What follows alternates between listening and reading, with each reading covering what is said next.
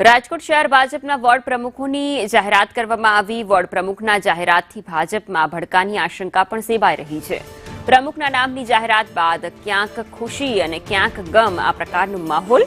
પ્રમુખ પદ ન મળતા કેટલાક સમાજોમાં અસંતોષની લાગણી પ્રવર્તી છે। લોહાણ, બણીક, સતબારા સમાજમાં અસંતોષ છે તો 80% પ્રમુખ પાટીદાર અને ઓબીસી સમાજમાંથી છે। સંવાદદાતા મયુર પાસેથી વિગતો લઈશું। મયુર, રાજકોટ શહેર ભાજપના વોર્ડ પ્રમુખોની યાદી જાહેર, ક્યાંક કભી ખુશી કભી ગમ જેવો માહોલ।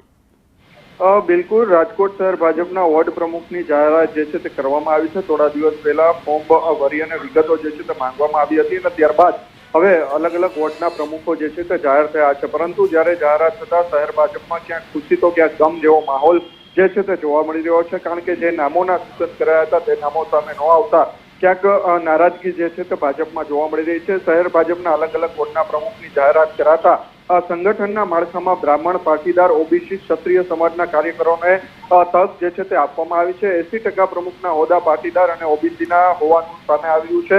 વોર્ડ નંબર 17 ને બાદ કરતા બાકીના નામોની જાહેરાત કરવામાં આવી છે। કારણ કે વોર્ડ નંબર 17 પહેલેથી વિવાદમાં આવ્યો હતો।